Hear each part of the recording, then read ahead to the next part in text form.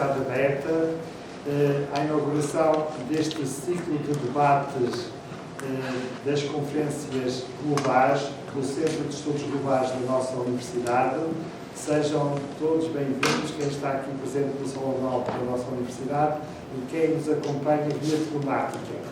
Agradecemos e saudamos os nossos convidados que vão compor esta mesa e dou de imediato a palavra ao Sr. Pró-Reitor João Relvão Caetano, que vai dar as boas-vindas em nome da Sra. Reitora e apresentar os convidados e depois passar a palavra ao coordenador deste ciclo, o Sr. Dr.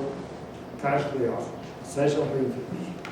Muito obrigado. Agradeço as palavras do professor José Eduardo Franco, um grande construtor ou construtor de muitas coisas, nomeadamente desta iniciativa em colaboração com tantas outras pessoas. Não sendo possível a Sra. Reitora estar hoje aqui presente, é em nome dela que dou as boas-vindas a todos os presentes, naturalmente aos conferencistas em primeiro lugar e também ao coordenador deste projeto, Perspectivas Geopolíticas para 2022. Na verdade, 2022, o mundo em Portugal, este mundo complexo em que vivemos, e que precisa de visões múltiplas e convergentes para que possamos compreender, afinal de contas, que mundo é este. E falar do mundo é nada melhor do que trazer pessoas capazes, habilitadas para falar desse mundo. E hoje, de facto, temos aqui 3 pessoas que eu quero saudar de forma muito viva. A representante do Centro Económico e Cultural de Taipei, de Taiwan, em Portugal, Lívia Shang. Seja muito bem-vinda à Universidade Aberta. Ao professor Nuno Garopa, que nos participa, que o vejo a partir dos Estados Unidos, da George Mason University, e que é um qualificadíssimo interveniente no debate político, social em Portugal. De facto, todos estamos também habituados a vê-lo e ouvi-lo e a respeitar muito as suas intervenções. E também ao Dr. Raul Braga Pires, que nos vem falar, ainda hoje me dava conta do artigo que hoje escreveu no Diário de Notícias, de facto, visões parcelares de uma realidade complexa e que deve ser vista precisamente nessa integralidade.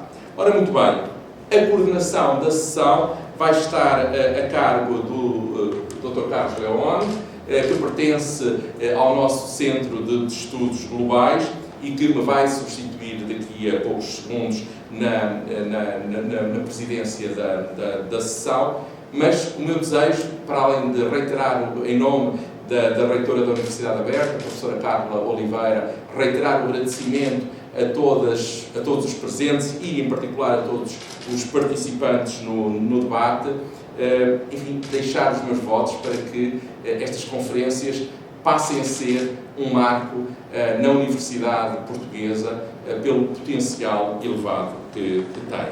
Muito obrigado a todos e então peço ao professor Carlos Leão que me substitua. Boa tarde de novo, Sr. Pró-Reitor da Universidade Aberta, Sr. Diretor do Centro de Estudos Globais e caros colegas de mesa, Sr. Diretor do Centro Económico e Cultural de Taipei, Lívia Shang, e o Dr. Raul Braga Pires, aqui em Lisboa, e em direto dos Estados Unidos, o Dr. Nuno Garopa, e que lá está, caros convidados, boa tarde, bem-vindos à primeira mesa redonda do ciclo 2022, O Mundo em Portugal. Este é um ciclo de mesas redondas que pretende reunir de modo regular intervenientes em questões de relações internacionais que se possam reunir neste espaço para discutir com perspectivas diferentes temas que são de relevância intrínseca, mas que muitas vezes não são seguidos mediaticamente. E esta sessão inaugural é dedicada às grandes perspectivas para este ano, isto é, de um modo geral, ao pós-pandemia. Não pretendemos, como é evidente, esgotar o tema, mas focar regiões distintas com o contributo de especialistas nelas. Assim, a doutora Lídia Cheng abordará o Indo-Pacífico, o professor Nogueiropa, fundo conhecedor do espaço anglo-americano, como todos sabemos, e o Dr. Hugo Braga Pires, a relação entre a África do Norte, o Sahel e Portugal. Significa isto que, deliberadamente, excluímos o espaço da União Europeia, por exemplo. Não por qualquer questão conjuntural deste momento, mas porque o processo de integração em que Portugal participa faz com que esse espaço não seja estritamente falando em matéria de relações internacionais ou de política externa. Depois das intervenções da mesa redonda, que vão ter lugar desde já, o público poderá colocar perguntas e pode fazê-lo durante a sessão através do sistema do Zoom, do bate-papo, do chat, que se utilizar. No final da sessão, diremos uma palavra mais sobre a próxima sessão, mas desde já, mais uma vez, obrigado a todos e passo imediatamente a palavra. Muito boa tarde. Em primeiro lugar, para mim, constitui um grande prazer de participar desse ciclo de debates na Universidade Aberta. O proreitor, diretor, os doutores da mesa e os participantes presencialmente e online. Como Taiwan parece longe, mas está vivendo, todo dia vemos notícias falando de Taiwan, sobretudo os últimos tempos. Taiwan tem como nome, amavelmente, chamado como Formosa. Os portugueses deram esse nome há 500 anos atrás. Sentimos muito familiar com os portugueses. E vou aproveitar esses 15 minutos para dar uma pequena introdução a respeito de Taiwan na geoestratégia da zona Indo-Pacífica. E minha colega João vai me ajudar para passar o PowerPoint, porque espero que meu português está acompanhando com a escrita que facilita um pouquinho mais. Taiwan tem um nome oficial como República da China, entre parênteses, Taiwan, para diferenciar. E a nossa bandeira, temos essa área 36 mil quilômetros quadrados. E Portugal é 2,5 vezes maior que Taiwan. E temos população de 23 milhões, que é mais dobro da população portuguesa. E temos uma etnia, chamamos Han, 95%, e a nossa língua é chinês mandarim. Temos uma sociedade muito avançada. E também no conceito de casamento entre pessoas de mesmo sexo, Taiwan foi o primeiro país na Ásia. E temos esperança média acima de 80, e despesas de saúde e educação na PIB é muito alto, cada um ocupa 6,6% e na educação 4,56%. Por isso, temos um primeiro lugar no indicador saúde, como no índice Nobel, e o segundo país mais seguro do mundo, no mesmo índice Nobel.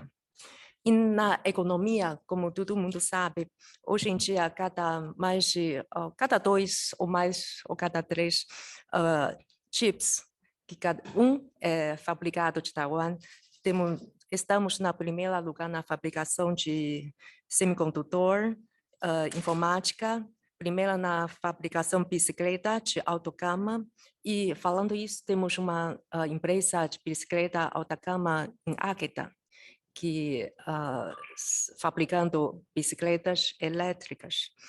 E 6º lugar no índice de liberdade econômica, 8º ranking de competitividade mundial e 8º ranking de competitividade digital. E na nossa economia, mesmo que com pandemia, nossa economia cresceu muito no ano passado, também graças a Deus aos produtos informáticos. E o PIB, chegamos no ano passado, $28 mil americanos per capita. E este ano, ou seja, 2021, estimado para $34 mil americanos per capita. E no volume comercial do ano passado, temos total de 631 mil milhões de dólares americanos, ocupando o 15º lugar como exportador do mundo e 18º importador do mundo. E nossos parceiros comerciais, primeiro, é a China continental, incluindo Hong Kong e Macau. E segundo, são as ASEAN, os 10 países. Terceiro, Estados Unidos, Japão e União Europeia, ocupa 5º lugar. Tem 8,3% no nosso volume comercial global. Mas nesse volume comercial global, com Europa toda, 27 países, Portugal somente ocupa 15º lugar de comércio bilateral e total 0,1% é o comércio bilateral de Portugal-Taiwan do nosso comercial global de Taiwan.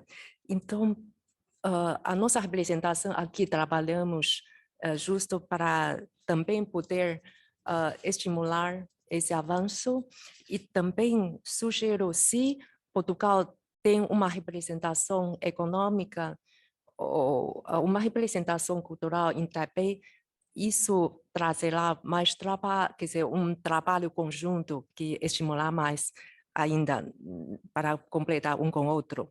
Aqui tem um ranking de produtos entre dois lados, Taiwan e Portugal, que podemos ver alguns itens são parecidos, mas parecidos não somos competitivos, somos complementares, porque mesmo, por exemplo, circuitos eletrônicos, somos complementares.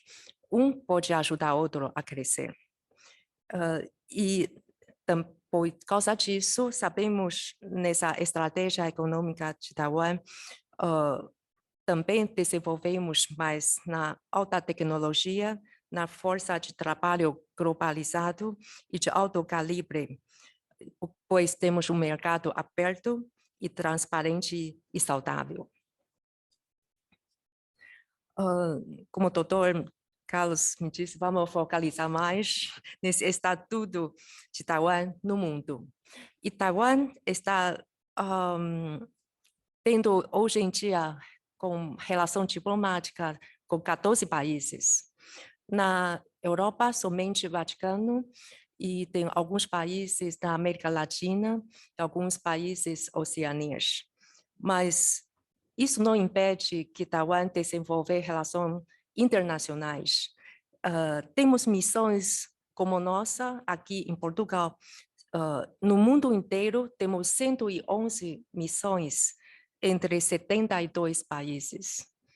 E somente Estados Unidos temos 13 representações, ou seja, um equivale a uma embaixada, outros 12 equivale a consulados gerais. E missões estrangeiras em Taiwan, tendo 69 missões de 59 países. E da língua portuguesa tem Brasil. Brasil está tendo uma representação muito fortemente representado em Taiwan e o comércio, pois, com o Brasil também é muito alto. E tem 17 países, nestes 69 missões estrangeiros em Taiwan, 117 são europeus, menos Portugal. Por isso, como queria reforçar que uma representação Portugal ajudará para desenvolver mais ainda essa relação. E mais importante, eu acho, já pode ver, mais recente, uma representação de Taiwan em Lituânia faz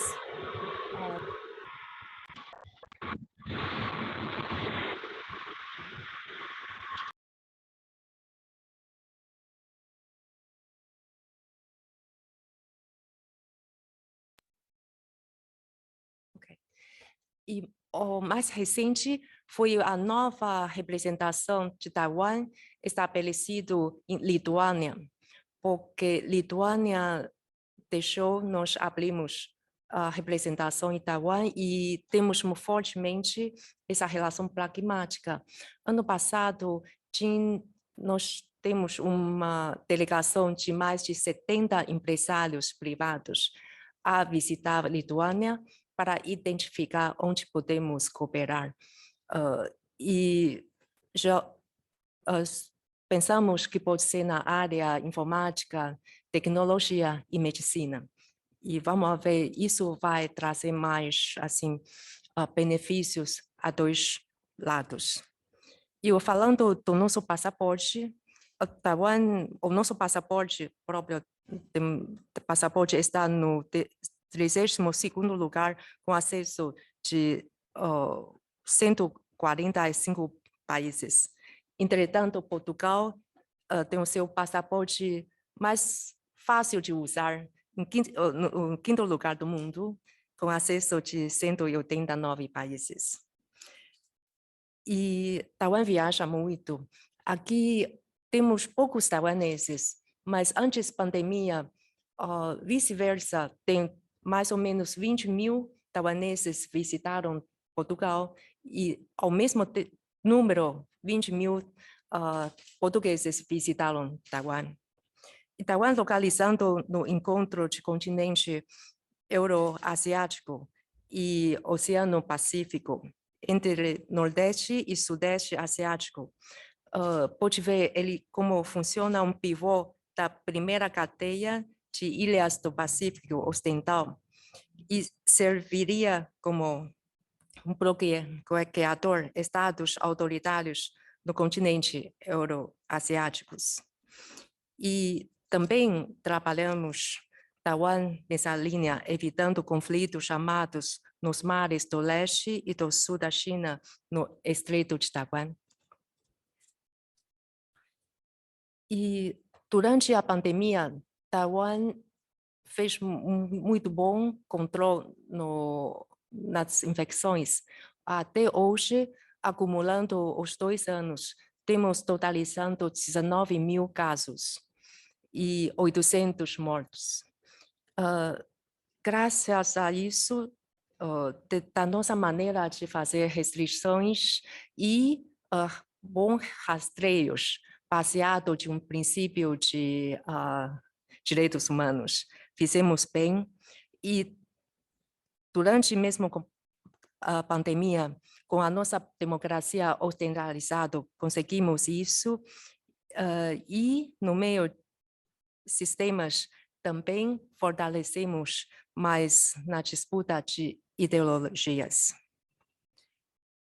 E também dizemos líder global na produção de semicondutor. Isso ajuda ainda mais apoios internacionais.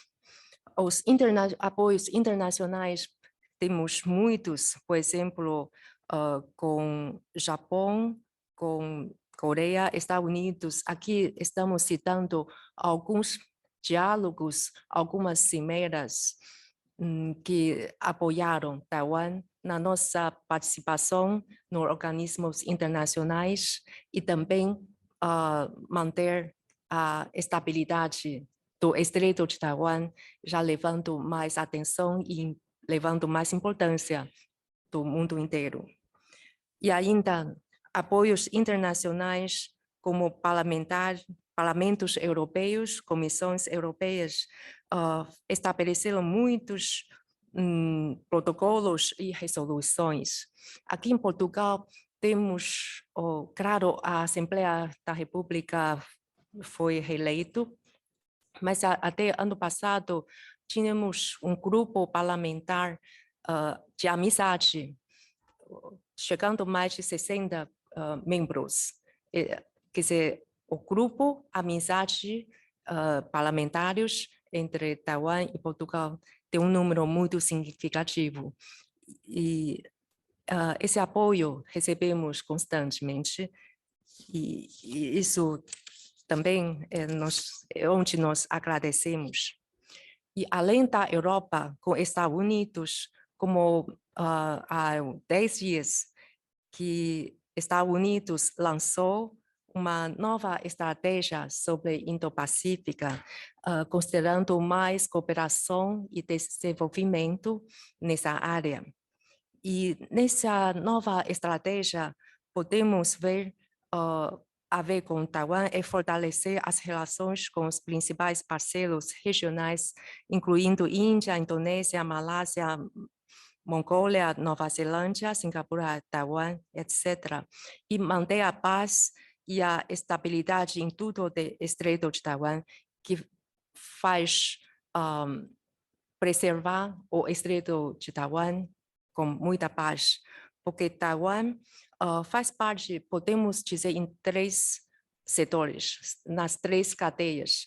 Primeira, Taiwan situa nessa Indo-Pacífico como cadeia militar, ou seja, cadeia de segurança.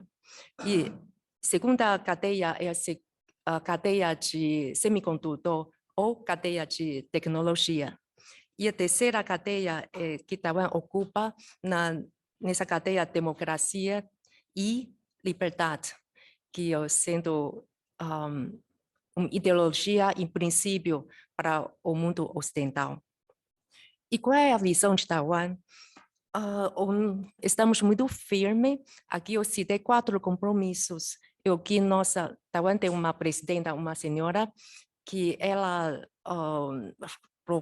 falou no primeiro dia do ano que sistema constitucional livre e democrático onde é o nosso compromisso. E ROC e PRC não sejam subordinadas, que é o que taiwaneses pensam. E vamos resistir à anexação ou invasão da soberania e para Taiwan o futuro decidido pelo seu próprio povo.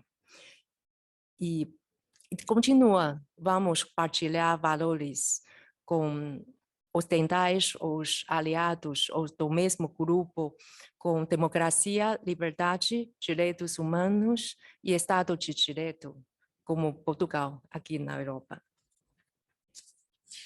Claro, falando da Indo-Pacífico, Taiwan enfrentamos muitos desafios, mas, contudo, também surgem as oportunidades para nós. E temos cada dia mais, assim, like-minded, cooperações com outros países. E na nossa participação internacional, é o que nós queremos. Durante a pandemia, bem no início de pandemia, Taiwan, como conseguimos fabricar máscaras cirúrgicas muito rápido e pessoa poupar suas máscaras para doar. Por isso, então, nós doamos mais de 1.000 milhões de máscaras para o mundo inteiro e equipagens médicas para os países necessários. Bem no início, até Portugal doamos máscaras para a Cruz Vermelha e Santa Casa Misericórdia. E ano passado, quando Taiwan surgiu foco de infecções, ainda não tínhamos vacinas e conseguimos de volta muitas doações vindas de fora, como do Japão, dos Estados Unidos. Na Europa, temos doação vinda de Polônia, Lituânia, muitos países europeus. Por isso, chamamos que isso é ciclo virtuoso, porque é uma ajuda humanitária entre si. Por isso, apelamos nossa participação também internacional, voltando ao assunto. Achamos que temos os nossos direitos e também temos nossos deveres para fazer o ciclo completado para essa cadeira de combate à doença, à epidemia, à pandemia e participação para a melhor saúde do mundo. E para concluir, minha conclusão, vou dizer que Taiwan serve como um exemplo de equilíbrio entre a necessidade de negociar com países autoritários e defender valores democráticos. Demonstrar democracia funciona e pequena parte como Taiwan pode sobreviver sob a ameaça de partido maior com apoio internacional. E Taiwan também vai fazer uma força global compatível para o bem e para o mundo e vice-versa. São as minhas palavras. Obrigada.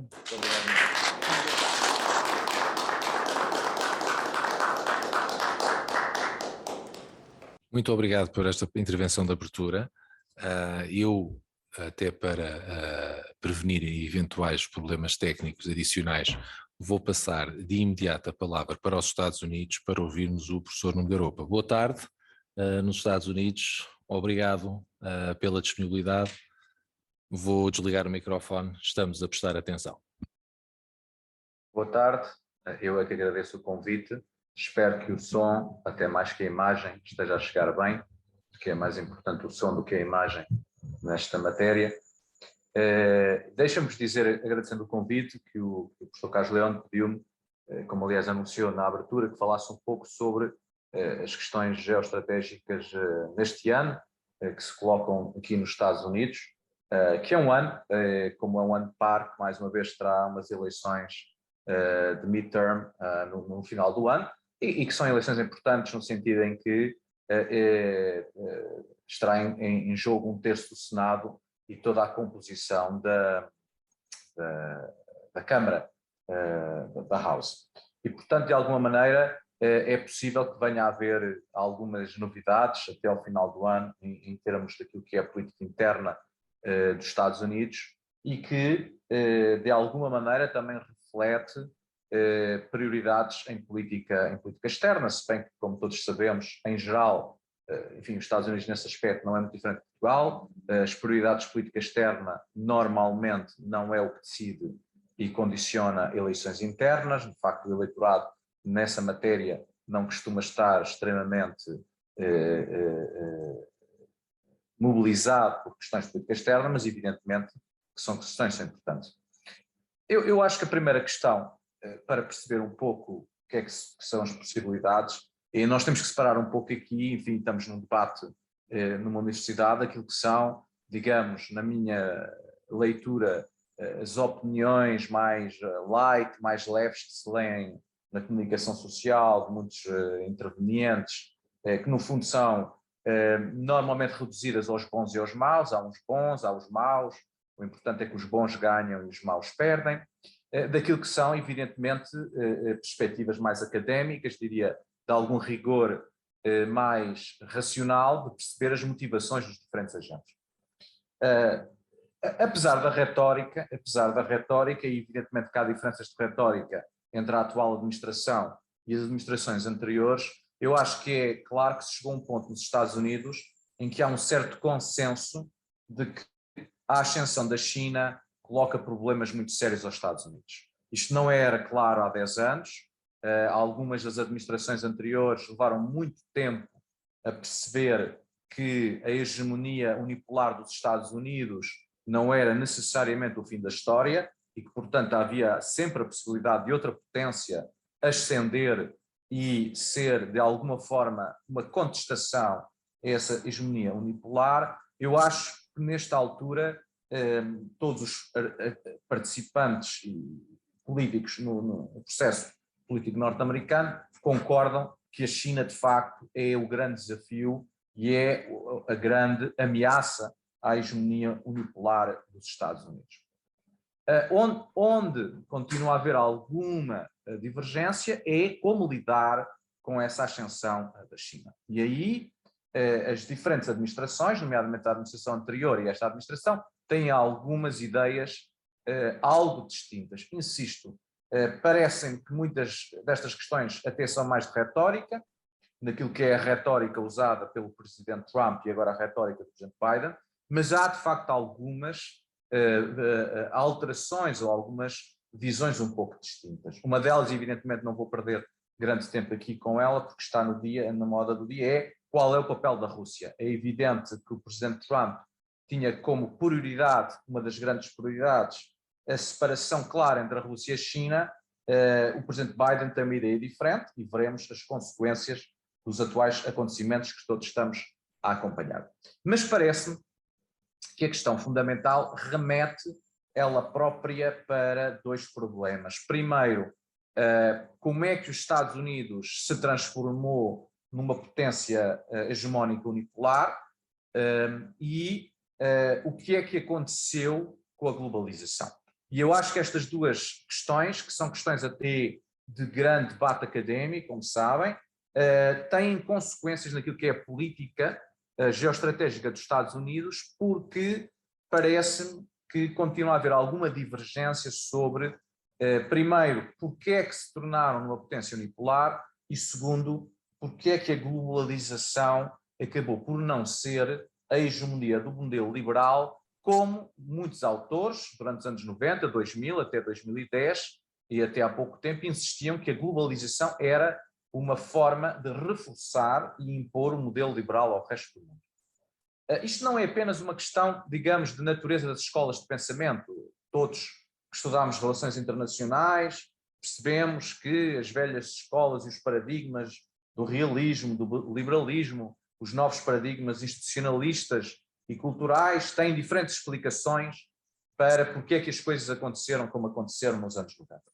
Mas também isto é uma questão prática, porque se nós tomamos partido por uma tese extrema de que a transformação dos Estados Unidos numa potência unipolar, hegemónica unipolar, foi apenas porque o colapso soviético era inevitável, dadas as características do modelo soviético, portanto o modelo soviético era um modelo que não tinha qualquer probabilidade de sobrevivência como o modelo concorrente do modelo liberal, dadas as vicissitudes institucionais internas e os problemas económicos.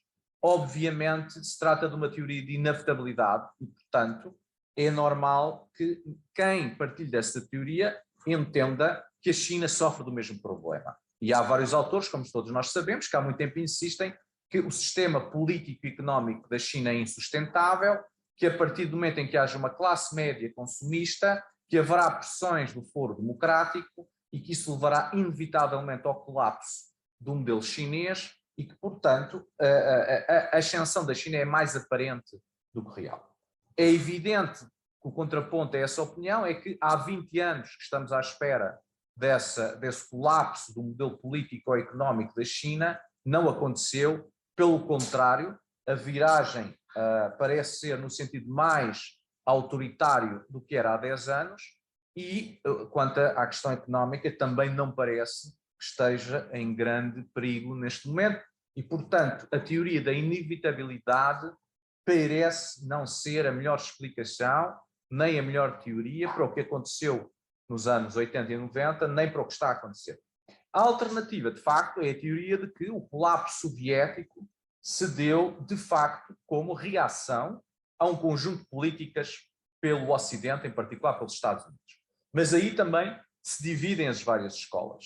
Se foi um conjunto de políticas geomilitares, nomeadamente a administração Reagan, e os investimentos geomilitares feitos pela administração Reagan, se foi um conjunto de políticas macroeconómicas, isto é, o modelo soviético simplesmente não aguentou a pressão macroeconómica dos Estados Unidos e do Ocidente, ou se de facto foi a capacidade do Ocidente em fazer investimentos de longo prazo em tecnologia, em research and development, que a União Soviética não conseguiu acompanhar e, portanto, a certa altura não tinha condições tecnológicas para competir com o Ocidente. Claro que cada uma destas explicações leva a consequências diferentes agora em relação à China, porque, obviamente, se acreditamos que o que fez a diferença foi a questão geomilitar, então, obviamente, a forma de conter a ascensão da China teria que ser geomilitar. Se entendemos que o que fez a diferença foram questões de natureza tecnológica, de research and development e avanços tecnológicos do Ocidente, e aqui não me limito apenas aos Estados Unidos, incluo também, obviamente, o Japão, a República da Coreia, Taiwan e outras Asian Tigers, bem, então a resposta à China é complicada, porque teria que ser um reinvestimento tecnológico que claramente pusesse os Estados Unidos e o Ocidente de novo na fronteira tecnológica, deixando a China para trás. E, evidentemente, se acreditamos que são questões macroeconómicas, de natureza quer políticas cambiais, de políticas de finanças públicas, de políticas de endividamento público e de políticas de natureza industrial, microeconómicas, obviamente, neste momento, teríamos que ver como é que isso se faz em relação à China, dado que a China, em muitas destas questões, está, aliás, em soluções bem mais estáveis do que o Ocidente. É preciso não esquecer que não é só os Estados Unidos, não é só Portugal, o Ocidente em geral está altamente endividado, vive em economias de consumo que estão muitíssimo endividadas, o que não é o caso da China neste momento e portanto, isso cria claramente uma dialética muito distinta em termos macroeconómicos. Ora bem, é neste aspecto que eu acho que há divergências ainda sobre porque é que as coisas estão como estão e aconteceram como aconteceu, a que se junta a outra questão que eu levantei, que é, durante muito tempo, a globalização era vista como um braço do modelo liberal que tinha, de facto, estava a impor um conjunto de políticas liberais ao resto do mundo e que estava a forçar essa globalização, que evidentemente era uma globalização liberal. Ora, o que nós percebemos hoje é que essa globalização levou a reações em muitos eleitorados, no Ocidente e noutros países, e que, de facto, não reforçou o modelo liberal. Pelo contrário, acabou por criar uma regressão do modelo liberal, com a ascensão daquilo que é hoje o modelo iliberal, para não lhe chamar autoritário, porque está na moda chamar estes modelos iliberais, em vez de usar a palavra autoritário. O modelo iliberal não existia há 30 anos, porque era a União Soviética, falávamos do totalitarismo soviético.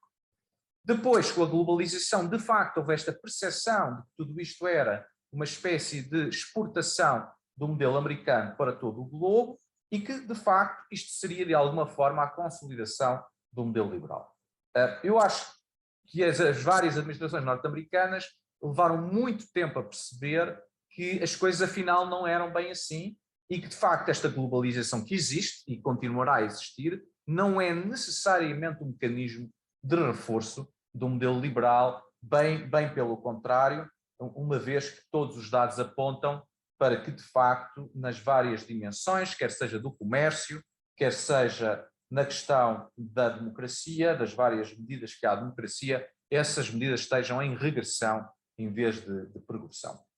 Isto significa que os Estados Unidos, de repente, e talvez aí se note mais, de facto, com a passagem da administração Obama para a administração Trump, uma consciencialização de que a ascensão da China é, de facto, um problema sério à hegemonia unipolar dos Estados Unidos e que as razões dessa ascensão não são, batem um pouco naquilo que eram as percepções que se tinham vigentes, de facto, de que a globalização reforçava o modelo liberal e de que os Estados Unidos tinham condições económicas e tecnológicas para fazer face a qualquer ameaça à sua hegemonia unipolar.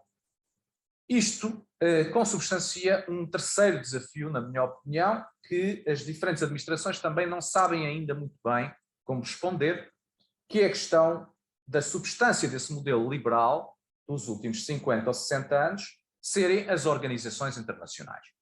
As organizações internacionais, a começar nas Nações Unidas e a acabar em quase todas as agências das Nações Unidas e depois em todas as outras pulverizações de organizações internacionais que existem, quase todas foram feitas a partir do modelo americano e, portanto, de uma forma de estar e de pensar o mundo que corresponde a um conjunto de valores que é partilhado entre os Estados Unidos e o Ocidente. E o que aconteceu nos últimos 10 anos é que a China, de facto, começou a criar desafios intensos a essas organizações, criando, em alguns casos, organizações alternativas, ou ela própria influenciando, como a própria União Soviética não tinha sido capaz de influenciar, muitas destas organizações que consubstanciavam, de facto, o modelo ocidental. Isso cria várias questões. Primeiro, se essas organizações realmente têm vida própria ou não têm vida própria, se a vida dessas organizações depende, de facto, da hegemonia dos Estados Unidos, ou se elas são capazes de sobreviver para além da hegemonia dos Estados Unidos. Isso, obviamente, é um debate que não está finalizado, o que leva à questão do financiamento, e nessa matéria a administração Trump, obviamente, chocou muita gente porque foi muito transparente. Se essas organizações não servem para promover a agenda dos Estados Unidos, os Estados Unidos não financiam. Obviamente o presidente Biden tem uma visão diferente disto e, portanto, voltou a sentar-se em algumas dessas organizações e a rediscutir o financiamento dessas organizações, com o argumento contrário de que não faz sentido os Estados Unidos estarem fora, porque se estiverem fora é que definitivamente essas organizações não servirão à agenda dos Estados Unidos.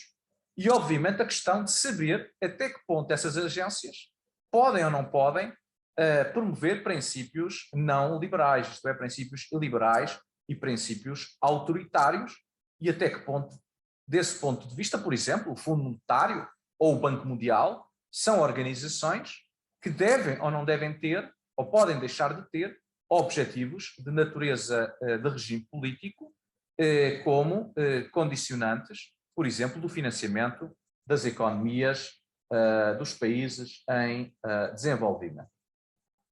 Parece-me que todas essas questões são questões que neste momento não têm uma resposta clara, porque de facto não há consenso, digamos, e simplificando, entre os democratas e os republicanos. Não acho que seja só um problema republicano-democrata, mas vamos, enfim, de alguma forma caricaturar o debate para facilitar as diferentes posições entre aquilo que são as razões porque é que há esta ameaça à hegemonia unipolar e porque é que essa ameaça se tem consubstanciado por vias que os próprios Estados Unidos não estavam à espera, como seja a globalização e como sejam as organizações internacionais que o próprio Estados Unidos ajudou a criar há 50 ou 60 anos.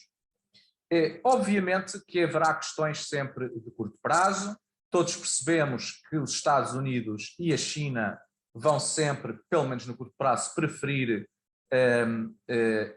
julgar as suas divergências através de mecanismos de proxy. Portanto, tenho muitas dúvidas, ao contrário de algumas previsões mais catastrofistas, que a China e os Estados Unidos estejam interessados em uma guerra direta e aberta. Penso que vão continuar a apostar em guerras por via de proxy, noutros continentes, noutras realidades, vão continuar a apostar em confrontações nas organizações internacionais, vão continuar a apostar na questão económica e, portanto, é normal que os Estados Unidos tenham alguma receio daquilo que é o investimento chinês na Europa e que vejam isso como uma perversão daquilo que são os entendimentos geopolíticos dos Estados Unidos. Parece-me que essas são as grandes questões que vão estar em cima da mesa. Não me parece que possamos falar numa guerra direta entre a China e os Estados Unidos. Se isso quer dizer, como estávamos há pouco a falar, e a senhora embaixadora falou antes de mim,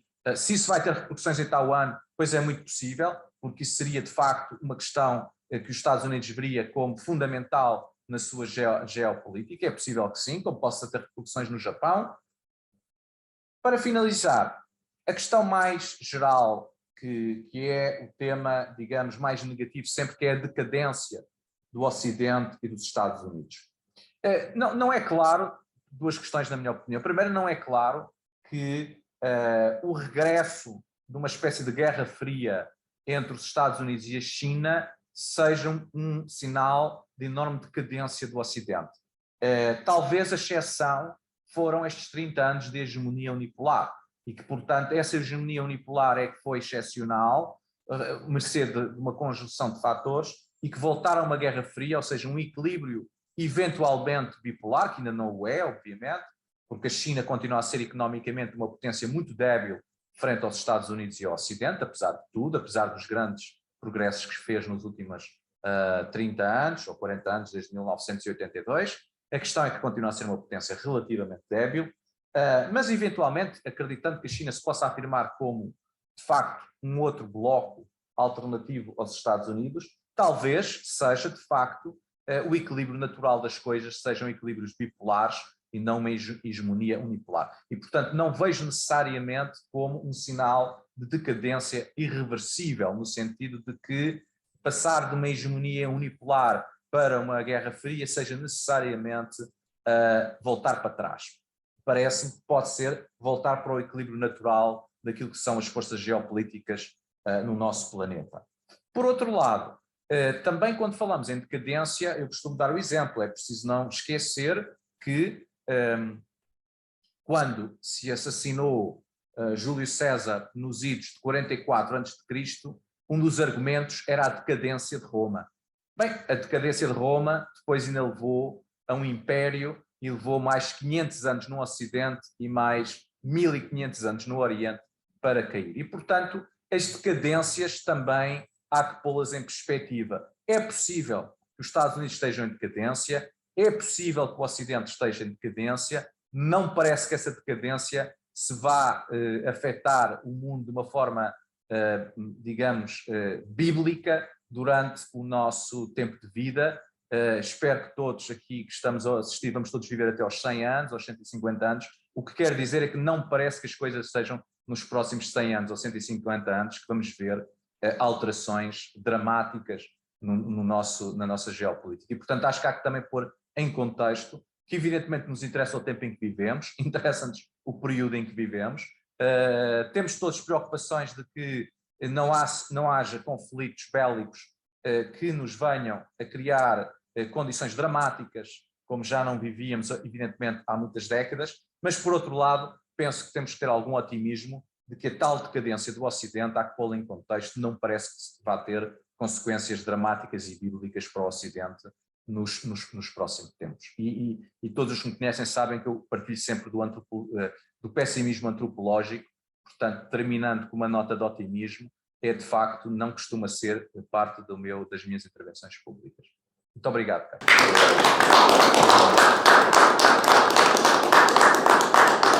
Muito obrigado nós, e não só pela nota de otimismo final, mas por toda a apresentação e pelo diálogo que já começámos aqui a manter.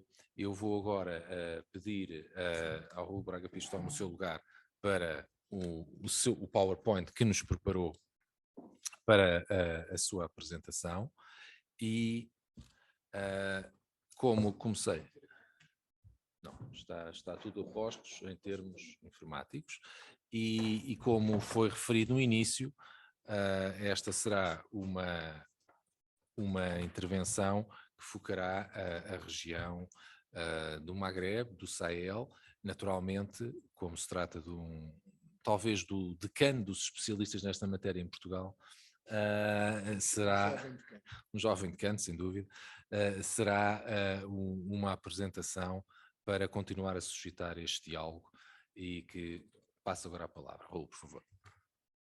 Boa tarde a todos, muito obrigado à Universidade Aberta pelo convite, muito obrigado ao Carlos, muito obrigado ao professor João Caetano. Já era tempo da Universidade Aberta começar a entrar nesta competição de iniciativas de conferências com outras universidades. A minha apresentação eu vou fazer um voo de flamingo sobre as principais questões ou prioridades portuguesas, dependências portuguesas no Magreb e no Sahel, e depois, no final, vou apresentar algumas sugestões. Isto porque eu tenho a sensação cada vez mais de que neste círculo de conferências que existe nas universidades, às vezes fico com a sensação de que estamos todos a falar do mesmo problema, todos a identificar os mesmos problemas e depois no fim ninguém tem a coragem de apresentar algumas sugestões, dizer alguns disparates no fundo. E eu, como não tenho responsabilidades nenhumas, sinto-me na liberdade de o fazer sem consequências absolutamente nenhumas. E, portanto, este primeiro slide é para relativizar um pouco aqui a distância entre Bamako e Faro, são cerca de 2.500 quilómetros, é a mesma distância de Faro ou de Lisboa até Amsterdão. E como é outro continente, como está naquele interland que está totalmente desconhecido para os portugueses, mais desconhecido agora para as novas gerações, porque eu lembro que nas nossas ainda tínhamos uma ideia de Timbuktu e havia, aliás, uma certa magia quando se falava sobre o tema. Este slide e o outro a seguir mostra de facto, as dependências fundamentais que nós temos do Mediterrâneo, do Magrebe mais próximo, e que é a questão do gás, dos gasodutos.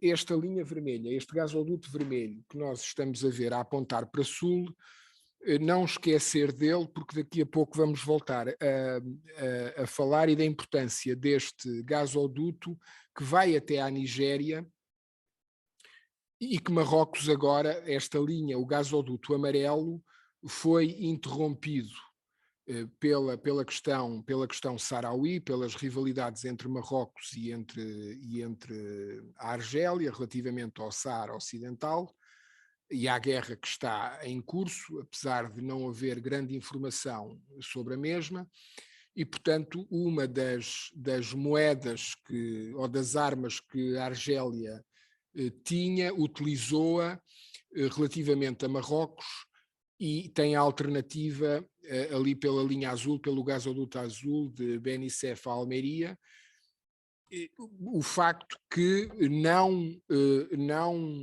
incomodou aqui nós continuamos a tomar banho com água quente porque este Medgaz continua a funcionar, ou seja, a Argélia tinha alternativas para penalizar Marrocos e não. Então, eu creio que não estavam a ver, quem está online não estava a ver, não viu o primeiro slide. Este primeiro slide para relativizar aqui a distância entre Bamako e Faro, 2.500 quilómetros, mais quilómetro, menos quilómetro, que é exatamente a mesma distância, mais ou menos a mesma distância entre Lisboa ou Faro e Amsterdão. E aqui a rede de gasodutos da qual a Península Ibérica é dependente. O gasoduto amarelo foi interrompido, o fornecimento para não passar pelo território marroquino e, portanto, todo o parque industrial de Tanger ficou afetado e Marrocos agora, mais à frente, vamos ver como é que Marrocos está a resolver esta dependência e a encontrar alternativas. A Argélia aqui tem este benefício, ou teve esta visão de, talvez, projetando este problema com Marrocos relativamente à questão saharaui, tem a alternativa do Medgaz, que é este gasoduto, a linha azul, e, portanto, a Península Ibérica não ficou dependente ou não sofreu com esta penalização que a Argélia apontou a Marrocos. E nem, inclusivamente, na altura que isto se pôs, iniciou-se o contrato do fornecimento do Tanger Med, que é a linha amarela que estávamos a ver há pouco, terminou no dia 31 de outubro, creio, e, portanto, esta novidade do Medgaz a ser utilizado em exclusivo para a Península Ibérica é de 1 de novembro do ano passado. Na altura, colocou-se o problema se o gás ia aumentar de preço nas nossas contas diárias, mas isso, até porque a volta que tinha que dar era maior, mas isso não se verificou porque os contratos estavam feitos, os valores estavam fixados e não houve aqui nenhuma consequência para a Península Ibérica. Mas esta é, sobretudo, a grande dependência que nós temos deste norte da África, deste Magrebe mais próximo. Esta é uma alternativa. Antes disso, quero voltar atrás novamente à linha vermelha, ao gasoduto vermelho, o transsaariano, que chega até ao norte da Nigéria. Há quem diga que há uma teoria que diz que precisamente os franceses inventaram a Primavera Árabe e por isso ela começou na Tunísia, porque a Tunísia iria de servir como plataforma de projeção de força para fazer cair o regime de Gaddafi. Qual era o interesse disto? Era precisamente ganhar a profundidade estratégica para chegar ao norte da Nigéria, sobretudo ao gás, ao petróleo e também a um aquífero, o aquífero da Núbia, que apanha um cantinho do sudeste do território líbio, mas a guerra da água também é uma guerra que decorre já há alguns anos e é absolutamente silenciosa, mas não é por isso que não existe, ou que deixa de existir. E, portanto, aqui Marrocos já tem este gasoduto negociado, estas travessias de fronteiras estão todas negociadas, e isto é uma vez mais Marrocos funciona muito através da apresentação de dados adquiridos.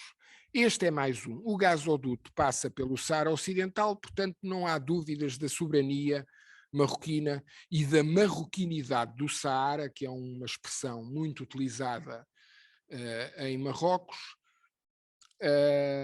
E, portanto, esta é uma alternativa. Eu aqui não sei até que ponto é que na passagem do Estreito não haverá depois ideias de se fazer ali uma derivação diretamente para o Algarve, até para nós não estarmos dependentes desta rede em Espanha, que tinha em Córdoba,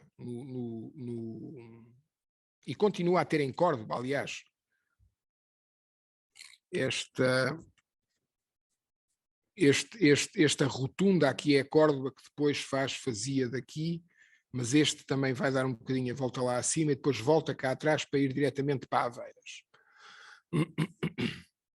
Mas, portanto, estas são sobretudo as dependências que nós temos do Magreb, e Marrocos está aqui a encontrar esta alternativa. Tem outras, mas esta é digamos que o empreendimento, o investimento mais robusto e mais elaborado, e que tem, obviamente, a intenção de assegurar cada vez mais, através da presença de investimentos e da presença marroquina no Saara Ocidental, a absoluta legitimidade e soberania marroquina sobre o Saara. Aliás, o Saara Ocidental para os sarauís independentistas e para os argelinos, porque em Marrocos é o Saara marroquino, e não cometam o erro de, numa conversa normal, chamarem ao Saara de Saara Ocidental, porque são logo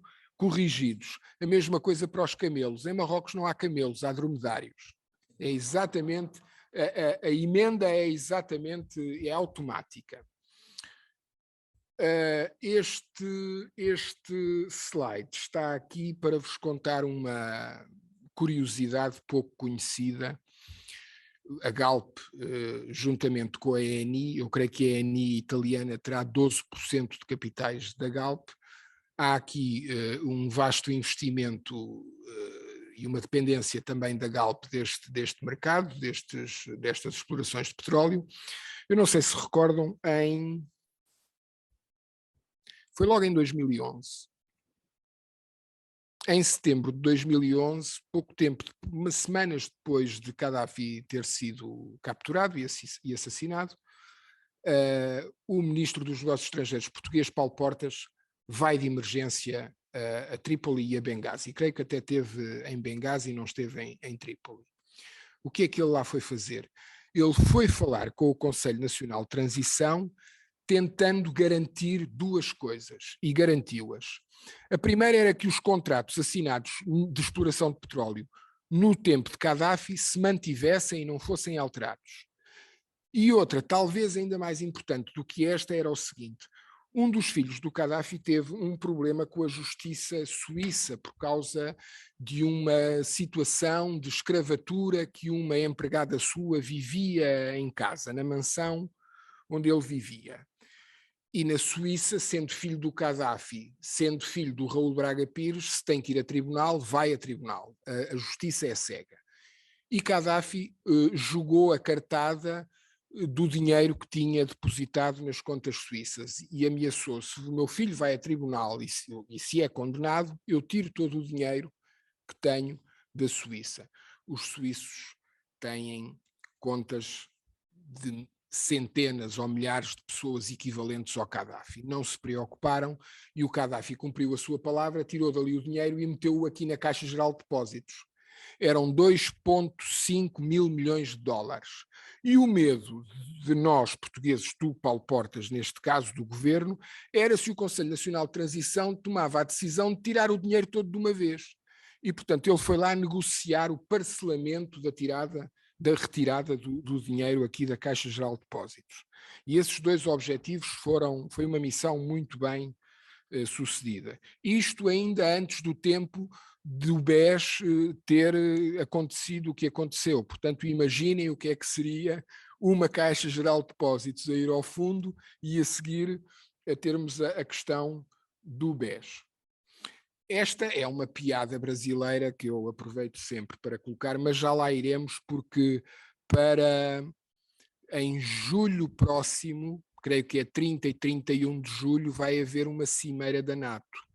E esta cimeira da NATO pode ser uma cimeira decisiva ou para assegurar a continuidade da NATO ou para a União Europeia partir ou tentar partir o elo e dizer, então assim não precisamos de vocês para mais nada, vamos constituir o Exército Único Europeu e constituir a nossa própria cintura de segurança, o nosso próprio acordo de segurança, sendo que a NATO, se não cumprir este desígnio, que eu já lá irei mais à frente, é a parte final e tem a ver com a Takuba, se não cumprir este desígnio, já não nos serve para nada. E agora é a parte que eu mais gosto, que é a parte onde eu digo disparates. É importante, esta está aqui, a ligação marítima Portimão-Tanger era para ter iniciado no verão passado, não se iniciou, e não se iniciou porque foi ano de eleições autárquicas. E, portanto, o governo assina, o Estado português assina o protocolo para a ligação ser feita, e depois temos a Presidente da Câmara de Portimão em campanha a dizer isto só vai ser aberto se trouxer benefícios para a cidade de Portimão. É lógico que diga isto, mas também é lógico que nós compreendamos que a complexidade das coisas e dos investimentos traz coisas boas e traz coisas menos boas. Agora, nós temos que estar preparados para as coisas menos boas. E o CEF também não estava nem está numa posição atual para garantir ou mitigar as coisas menos boas. A parceria com o hidrogênio é exatamente a mesma coisa. Eu não me vou alongar. Eu alongar-me-ia com a questão do hidrogênio se nós estivéssemos a falar à porta fechada. Não estamos a falar à porta fechada e não vale a pena estar a dizer que o cidadão português mais influente neste momento em Marrocos movimenta-se pelo círculo X, tem uma tendência partidária Y, sem estar a identificar a pessoa diretamente. Mas do que eu temo, e uma vez mais, porque Marrocos joga muito a apresentar adquiridos, é que um dia mais tarde, breve, Marrocos apresente o dinheiro e diga a Portugal, agora só volta a vossa parte. E deste lado de cá não há dinheiro, porque isto é um investimento colossal, tanto para marroquinos como para portugueses.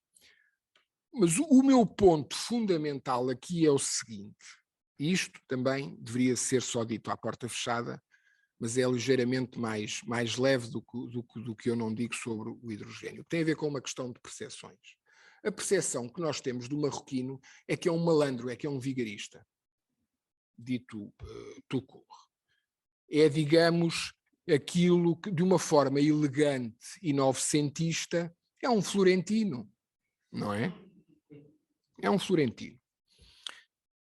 E eu temo que depois desta ligação marítima não ter sido aberta e depois dos protocolos estarem todos aceitos, assinados, e de haver alguma consensualidade e alguma premência sobre o assunto, até porque posso-vos dizer que há um empresário no norte da Maia com muitas ligações a Marrocos, que já tinha garantido mais de 1000 caminhões mensais a fazerem esta travessia.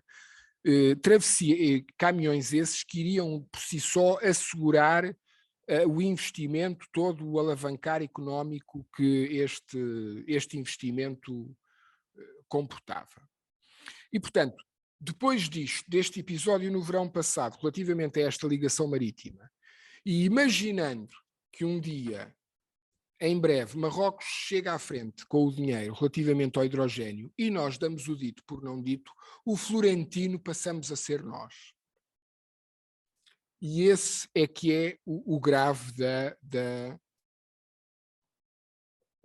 situação. Aliás, Marrocos, os portugueses no Magrebe estão muito bem, relativamente para cima de relativamente bem vistos.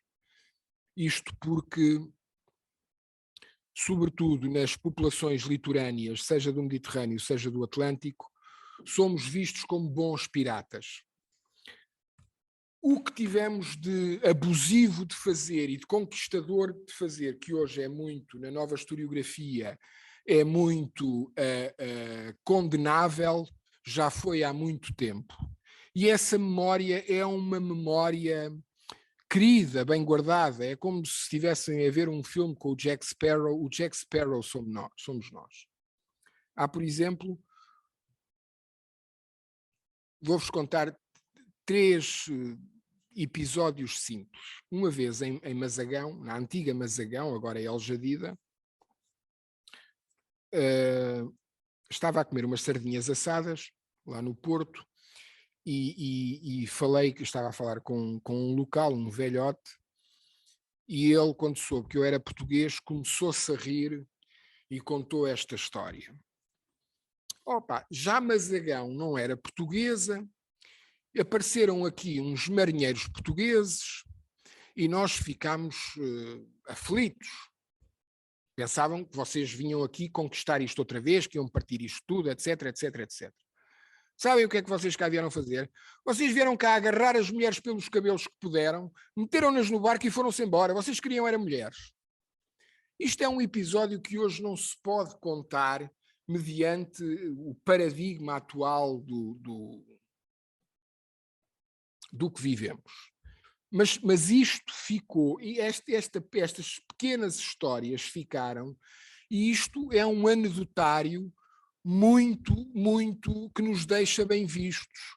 Vou-vos dar um outro exemplo que tem mais a ver com uma mitologia dos portugueses em Marrocos e que diz o seguinte. Há guias de turismo que dizem isto. Chega-se a determinada localidade no meio do deserto e pessoas perguntam assim, então, mas já viu, ou o próprio guia pergunta assim, mas o senhor já viu como é que isto foi construído aqui no meio do deserto? Sabem porquê? E as pessoas dizem que não. E ele diz, é que os senhores não sabem, mas na altura os portugueses tinham 7 metros de altura. Outra, se apanharem um daqueles tours para se... chiques, são umas coisas já, não é para qualquer bolso. Uma coisa é ir a Marrakech. Outra coisa é ir a Marrakech e comprar um destes tours chiques que dorme-se no deserto a céu aberto, tem-se direito às danças e aos cantares, mais a culinária feita. Ali dorme-se, o teto são as estrelas. É normal, no dia seguinte, isto já aconteceu várias vezes, durante a noite, ouvir-se uns barulhos, mas as pessoas sentem-se em segurança e não se preocupam com isso, dormem, estão encantadas com o céu, dormem tranquilamente e no dia seguinte encontram relativamente perto do sítio onde estiveram a dormir um enorme buraco feito na areia e vão perguntar o que é aquilo. E o que é aquilo? Há uma tribo cabalística, tribo/seita marroquina, que é uma tribo-seita cabalística e que anda durante a noite a fazer medições às estrelas e andam à procura de um tesouro deixado pelos portugueses ali naquela área que está também bem definida numa quadrícula, etc. Portanto, há aqui uma mitologia dos portugueses em Marrocos que está por aproveitar. Eu, de tudo aquilo, sobretudo a questão do soft power que eu vou falar aqui e relativamente ao Sahel, eu estou muito confiante relativamente ao futuro. Sabem porquê? Porque o segredo dos últimos 10 anos de sucesso que nós tivemos no turismo deve sobretudo a uma coisa, duas. Nós perdemos a vergonha. E porquê é que perdemos a vergonha? Porque percebemos que os espanhóis e os italianos agarram numa pedra e fazem daquilo um santuário. E nós percebemos, nós temos milhentas pedras, milhentas razões para perder a vergonha e para fazer daqui, espremer esta teta, e isto vai dar, e tem estado a dar. Maldita pandemia, mas agora vai voltar. Eu estava agora, antes de vir para aqui, sentado ali no Príncipe Real a tomar um café e, de facto, claro que estamos em fevereiro. Mas mesmo assim está toda a gente a regressar. Vê-se claramente a circulação de turistas e, portanto, ainda há mais 10 anos para nós espremermos esta teta. Portanto, hidrogênio e ligação marítima, caso assunto encerrado. Relativamente a outras questões mais políticas, e aqui o atrevimento, não alterar a posição relativamente à questão saharaui, mas colocar na agenda a possibilidade de Portugal ser mediador entre Marrocos e a Argélia. Dadas as dependências, dada a boa relação que nós temos com os dois países, dada a nossa... como é que eu vou dizer isto sem ofender ninguém? Dada a qualidade dos nossos diplomatas e da nossa diplomacia, não esquecer que nós disponibilizámos a base de Santa Maria para ingleses e para americanos e depois estávamos a vender wolframio aos alemães. Quer dizer, nós sabemos fazer isto e quando fomos confrontados, a resposta de António Oliveira foi: não, nós somos neutrais. Os espanhóis é que são não beligerantes, vão falar com eles. O neutral não tem esse problema moral e ético. E, portanto, nós somos bons nisto. E não me parece que seja contraditório ou que seja problemático nós tomarmos aqui uma posição, eu não digo mais séria, mas mais arrojada, mais atrevida relativamente à relação Marrocos-Argélia e à questão saharaui. Um outro episódio que creio que foi pouquíssimo conhecido aqui em Portugal e que faz sentido, aí sim faz sentido a posição portuguesa, quando o Brahim Ghali, o líder da Polisário, estava estava hospitalizado aqui em Salamanca, creio eu, que era num hospital, e portanto, quando Marrocos abre a porta de Ceuta e utiliza o fluxo migratório como penalizador para a Espanha, houve negociações, uma tentativa ou pelo menos uma abordagem às autoridades portuguesas para se poder fazer a transferência do líder da Polisário de um hospital espanhol para um hospital português. E aí, obviamente, que fomos inteligentes. O ónus, se aceitássemos, seria dividido entre Portugal e Espanha, e já que o ónus estava todo na Espanha, é de continuar o ónus em Espanha, e aí não temos que ser atrevidos, e não fomos, e gerimos isto muito bem.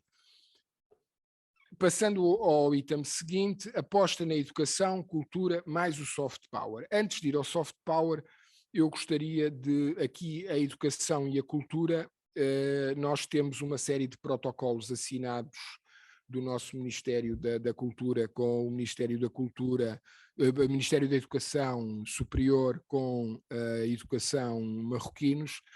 Eu não sei na prática como é que se estão a correr. Enquanto eu dei aulas em Marrocos, na Universidade de Mohammed V, em Rabat, entre 2011 e 2014, as coisas pareciam e funcionaram muito bem. Havia havia na altura professores daqui da Universidade de Lisboa que estavam escalonados a irem lá dar as aulas, mas esse também foi o período da transição, ou seja, estávamos a formar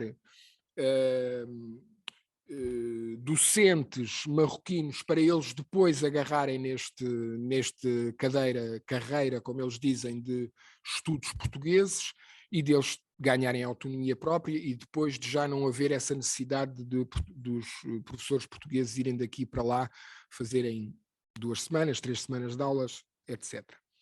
E, portanto, se estiver tudo a correr como correu na altura, está tudo a correr muito bem e tem sido um investimento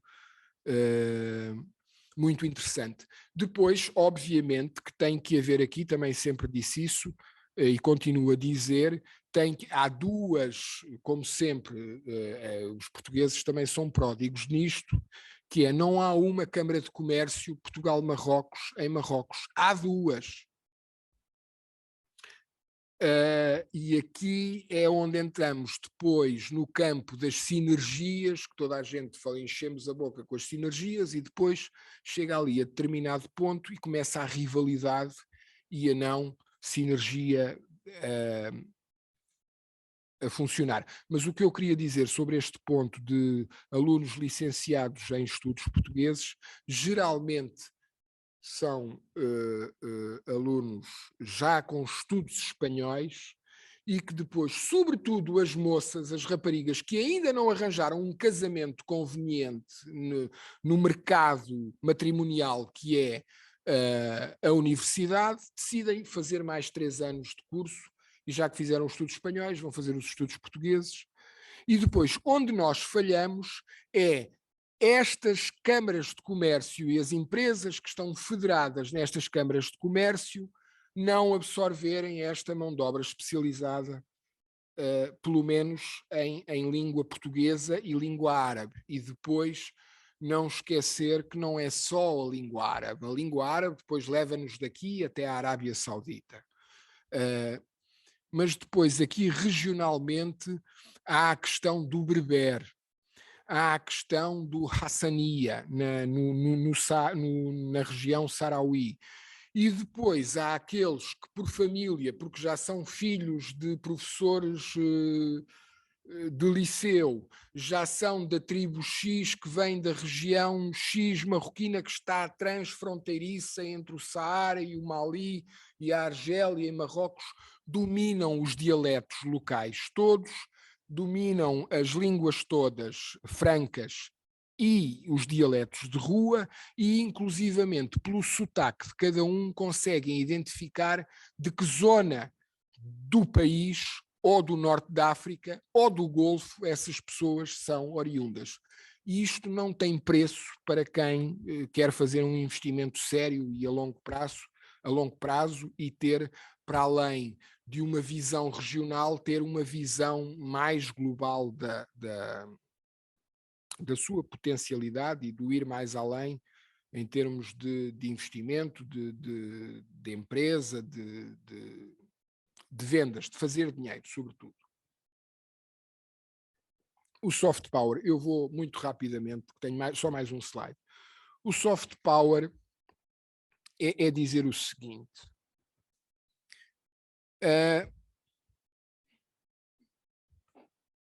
Nós ainda não percebemos, e aqui temos que ser atrevidos também, como fomos na questão do turismo, nós não percebemos, e o que eu vou dizer para a região Magreb, também isto equivale para a CPLP. O futebol. Eu estava a dar a volta porque estava-me a esquecer de um ponto fundamental que é o seguinte. Uma vez mais, a relação do adquirido que Marrocos nos apresenta. Eu creio que foi em 2016 ou 2017, sai uma notícia na imprensa marroquina em que diz assim, estamos em 22, portanto o próximo campeonato do mundo vai ser em 26. Marrocos, Portugal e Espanha vão organizar o próximo Mundial de Futebol 2026. Ficámos todos aqui em Portugal a olhar uns para os outros, do topo à base. Eu queria escrever um texto sobre isso e fui aqui à embaixada, que estava naquele período em que a antiga embaixadora tinha saído, ainda não tinham um novo embaixador, e o encarregado de negócios foi muito simpático, recebeu-me, e quando eu lhe pergunto, então, mas explique-me uma coisa, nós vamos organizar o Campeonato do Mundo convosco ou não? É que aqui andamos todos aos papéis, ninguém sabe o que é que vai acontecer, e cá está o dado adquirido. O encarregado de negócios começou-se a rir e disse assim, não, nós vamos organizar.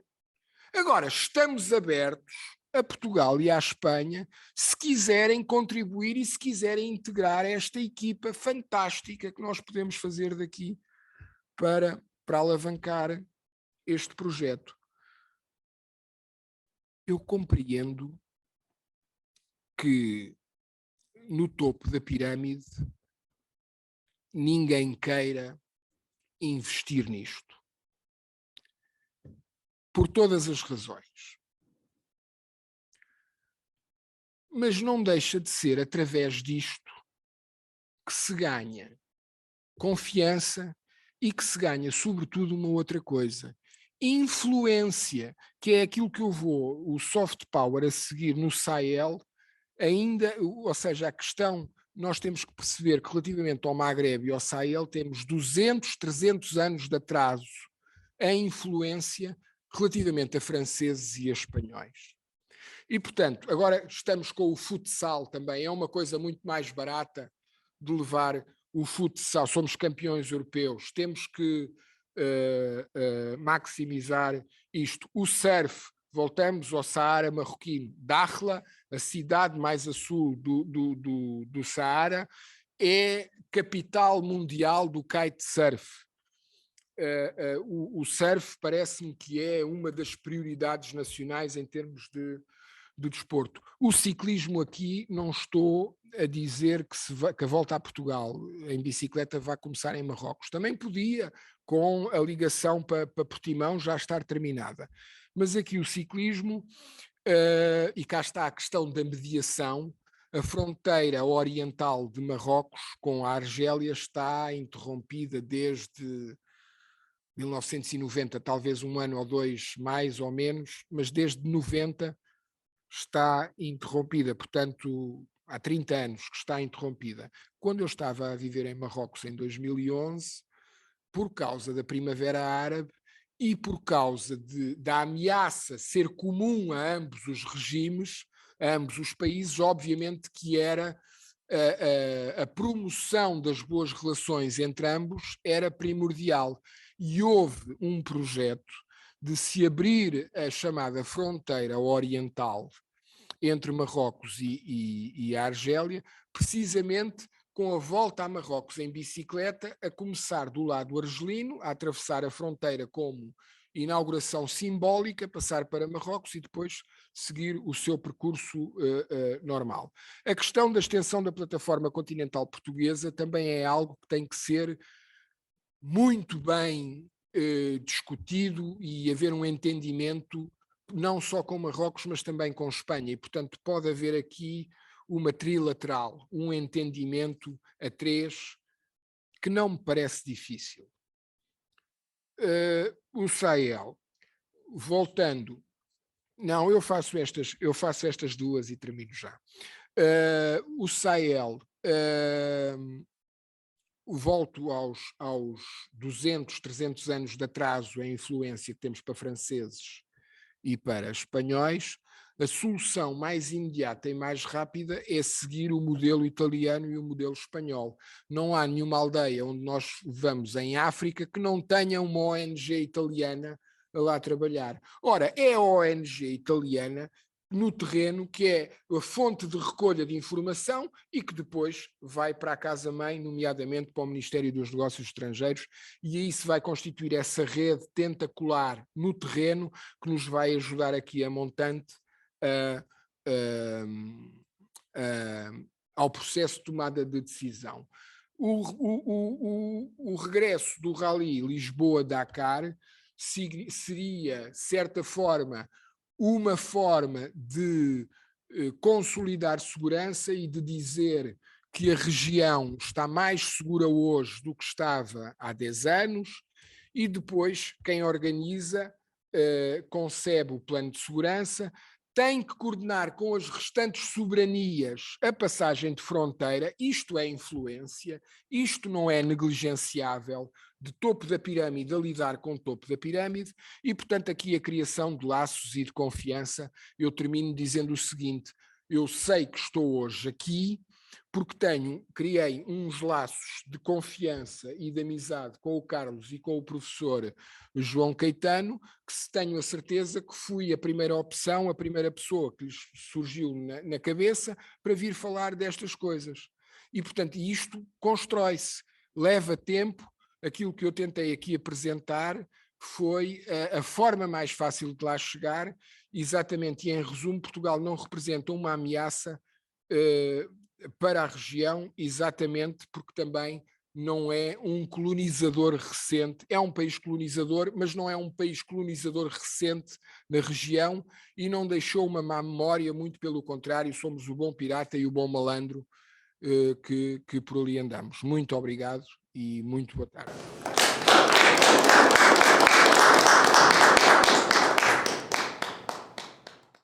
Obrigado, eu vou aproveitar essa deixa, não só a primeira opção para este painel, mas também já a pensar no debate do mês que vem, que será sobre o Grande Médio Oriente, e portanto fica o convite para participar também nele, nem que seja na assistência. Aceito, mas tenho testemunhas. Exatamente, aceito e não será esquecido. Mas neste momento em que chegamos ao fim das intervenções, eu tenho de dar nota que, como começámos a sessão um pouco mais tarde do que o previsto, como é natural numa primeira sessão, também vou tomar a liberdade de estender um pouco mais o período que foi anunciado para esta sessão, para permitir questões, quer à audiência aqui na sala, quer a quem as queira apresentar no bate-papo. Que já temos uma mensagem no bate-papo sobre a questão do estado do sistema financeiro chinês e a falta da sua regulação e suas consequências, que me parece ser diretamente ligada às duas primeiras intervenções. Obrigado. Mas se tivermos uma questão propriamente dita e acabou de ser formulada, vamos proceder ao debate. Uma questão que eu não vou poder ler por completo porque é bastante extensa, mas a pergunta é: como interpretam a intervenção da Rússia e China no Sahel e resto do continente africano? Eu vou seguir a ordem das intervenções iniciais e, portanto, para não focar no Sahel, em como interpretar a intervenção da Rússia e da China no continente africano, e sem querer condicionar ninguém, quero saudar a presença nesta sala de um diplomata da Embaixada Russa em Lisboa, que temos muito gosto em ter connosco, mas ceder já a palavra à Sra. Embaixadora Vívia Cheng para, se quiser, abordar esta questão que nos foi colocada online. Sim, a questão, eu não sei se é necessário falar sobre a África ou abertamente. A questão da intervenção chinesa no continente africano. Sim. Eu acho porque, no ponto de vista Taiwan, na África temos uma embaixada na Eswatini e somente outras são representações comerciais do governo. Na verdade, são os funcionários públicos, mas trabalhamos mais assim na área mais pragmática. Vejamos que não importa qual é a área, mas manter a soberania e autonomia de um país é essencial. Por isso, achamos a África tem que tomar cuidado nesse caso também. Sim, obrigada. Muito obrigado, Sr. Embaixador. Eu vou seguir a ordem como disse e, portanto, perguntar ao Nogueiropa se quer também abordar esta questão, seja na perspectiva da intervenção da Rússia ou da China em África?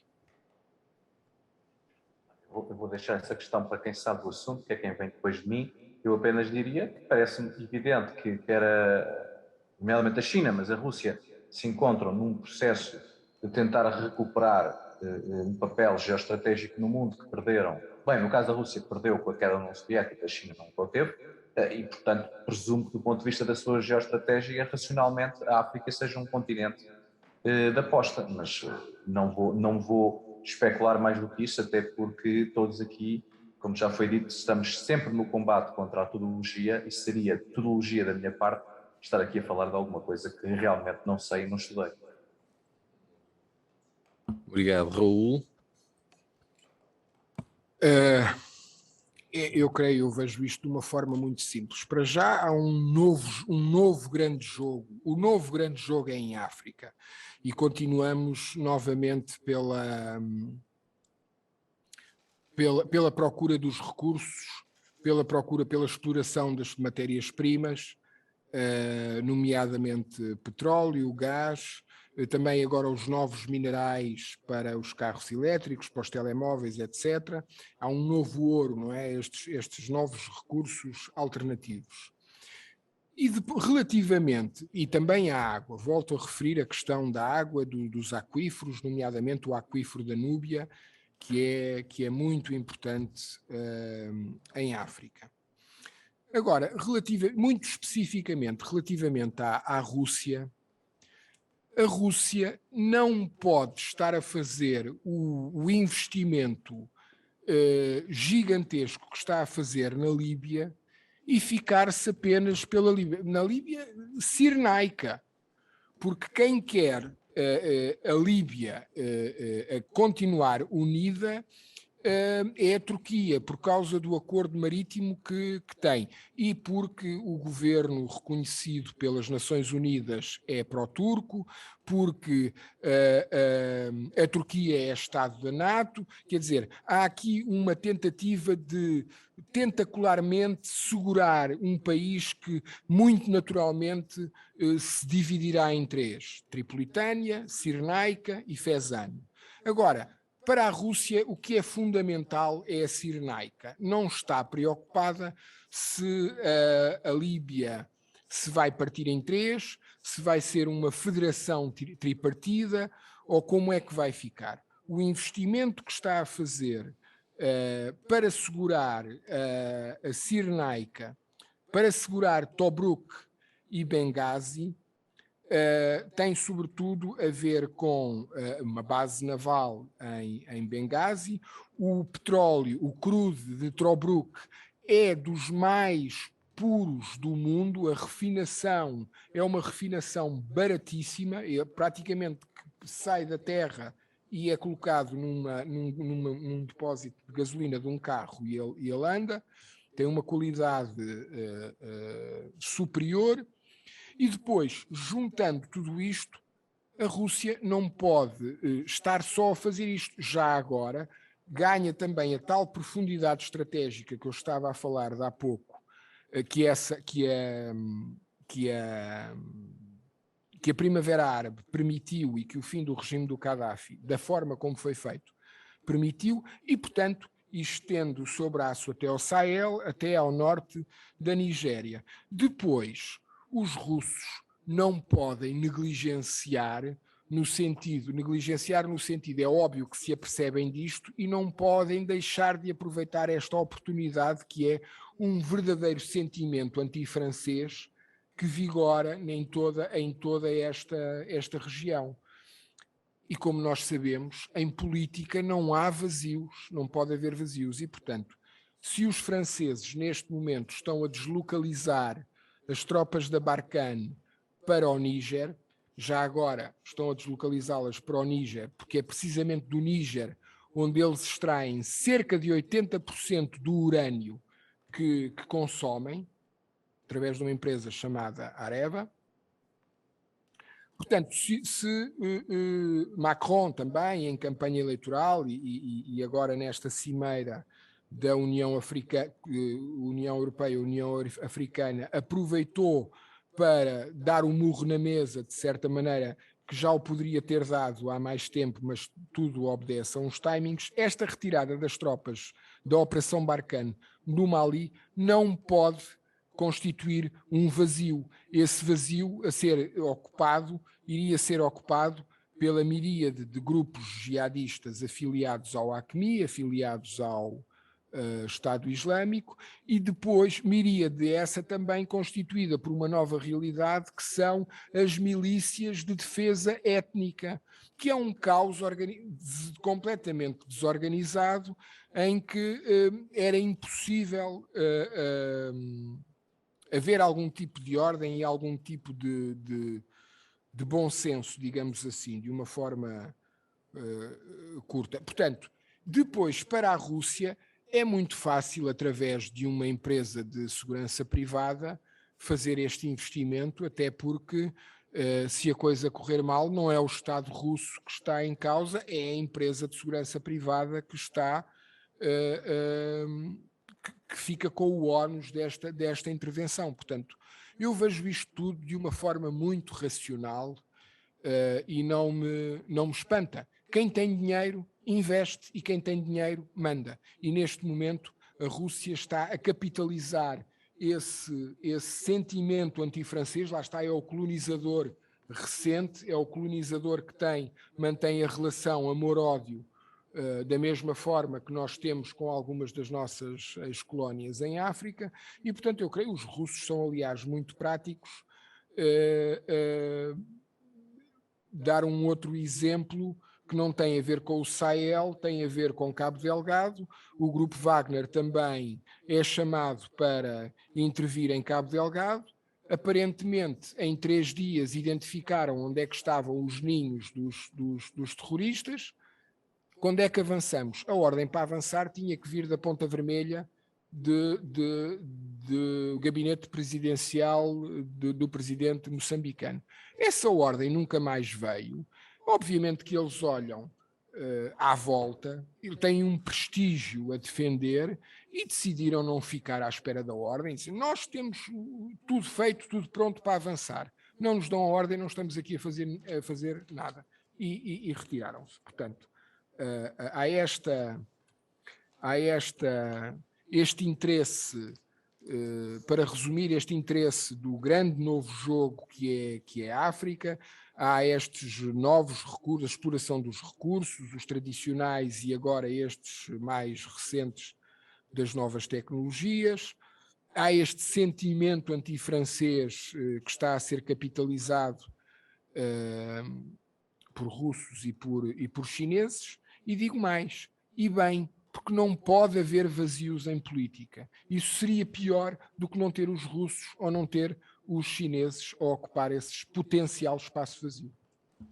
Eu agradeço as 3 respostas e infelizmente vou ter de dar a sessão por terminada, porque o adiantar da hora nos leva a isso, mas quero agradecer a todos os participantes, que lá está, em particular aos nossos participantes na mesa redonda, e esperar que nos possamos reencontrar aqui em março para uma próxima sessão, como disse, sobre o Grande Médio Oriente. Obrigado, boa tarde a todos.